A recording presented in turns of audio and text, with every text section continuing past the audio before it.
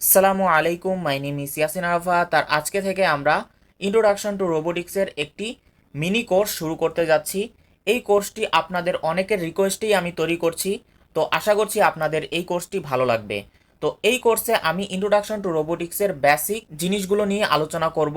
আমাদেরকে introduction to রোবোটিক্সে কি কি পড়ানো হয় বা কোন কোন টপিক থেকে আমাদের প্রশ্ন আসে, সেই সকল টপিকই আমি বেশি পড়ানোর চেষ্টা করব বা সেই সকল টপিকই আমি পড়াবো।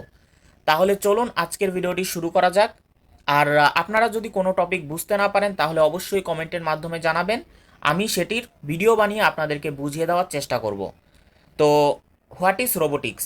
এখন আপনি যেহেতু ইন্ট্রোডাকশন টু রোবোটিক্স পড়ছেন, তো আপনার জানা উচিত যে আসলে রোবোটিক্স কাকে বলে। তো রোবোটিক্স কাকে বলে আপনি যদি এই প্রথম লাইনটি পড়েন তাহলে আপনি বুঝতে পারবেন, সেটি হচ্ছে robotics is all about making robots. মানে হচ্ছে রোবট বানানোর যে প্রক্রিয়া তাকেই বলা হয় হচ্ছে রোবোটিক্স। এখন রোবট কাকে বলে? রোবট হচ্ছে এক ধরনের মেশিন যেগুলো হচ্ছে নিজে থেকেই কাজ করতে পারে মানুষের হেল্প ছাড়া। আর মানুষ সেগুলোর জন্য প্রোগ্রাম লিখে, যেমন হচ্ছে কথা কিভাবে বলতে হবে সেটির জন্য। আর মানে প্রোগ্রাম করে শেখায় আর কি, যে কিভাবে মুভ করতে হবে, কোনো কিছু ধরতে হবে, কিভাবে কথা বলতে হবে।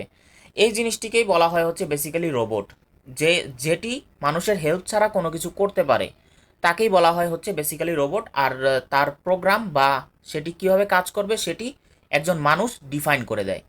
আশা করছি আপনি বুঝতে পেরেছেন। এখন চলুন আমরা জেনে ফেলি যে আসলে কোন কোন জিনিসগুলো থাকলে আমরা একটি মেশিনকে বলবো হচ্ছে রোবট। যেমন আপনার সামনে একটি মানুষ থাকলে আপনি তো অবশ্যই তাকে মানুষ বলবেন, তাই না? কি কি দেখে আপনি তাকে বলবেন যে হ্যাঁ সে একটি মানুষ? ঠিক একইভাবে রোবটের ভিতরেও কিছু জিনিস রয়েছে যেগুলো দেখে আমরা বলবো যে আসলে সেটি হচ্ছে একটি রোবট কি না।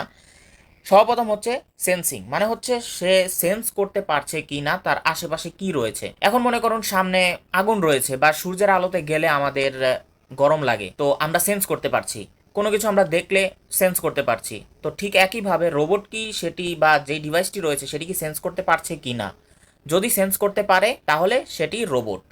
এর সাথে আরও তিনটি রয়েছে। আরেকটি হচ্ছে মুভমেন্ট। এখন মনে করুন বাসায় আগুন লাগলো, আপনি কি করলেন? অবশ্যই আপনি দৌড় দিবেন, তাই না? দৌড় দেওয়ার জন্য তো আপনাকে মুভ করতে হবে। ঠিক একইভাবে ওই মেশিনের মধ্যে যদি মুভমেন্ট করার কোনো ওয়ে না থাকে তাহলে সেটিকে আমরা রোবট বলতে পারি না। সম্পূর্ণ রোবট না, সেটি সেমি রোবট হতে পারে, যেমন হচ্ছে শুধু সেন্সিং রয়েছে কিন্তু মুভমেন্টের কোনো অপশন নেই। এরপর হচ্ছে এনার্জি। এখন হচ্ছে এনার্জি থাকতে হবে। মনে করুন একটি মেশিনের ভেতর তার নিজেকে চালানোর জন্য এনার্জি রয়েছে, যেমন হচ্ছে আপনার ল্যাপটপ হতে পারে। এখন আপনি আপনার কম্পিউটারকে এক্সাম্পল হিসেবে ধরতে পারেন, যে মনে করুন এর ভেতর ডাইরেক্ট পাওয়ার দিয়ে আপনাকে চালাতে হয়। এখন কারেন্ট যদি চলে যায় তাহলে আপনার কম্পিউটার কিন্তু সরাসরি বন্ধ হয়ে যাবে। তো এর ভেতর কোনো এনার্জি সোর্স নেই, নিজের কোনো এনার্জি সোর্স নেই। তো একটি রোবট হতে হলে তার ভিতরে নিজের একটি এনার্জি সোর্স থাকতে হবে। এরপর হচ্ছে ইন্টেলিজেন্স। ইন্টেলিজেন্স এখন আপনাদেরকে বোঝাতে হলে বেসিক্যালি মনে করুন এক জায়গায় আগুন লাগলো, এখন আপনি তো গিয়ে আগুনে লাফ দিবেন না। তো ঠিক একইভাবে আপনার ব্রেন আপনাকে বলছে যে ভাই আগুন থেকে দূরে থাকো।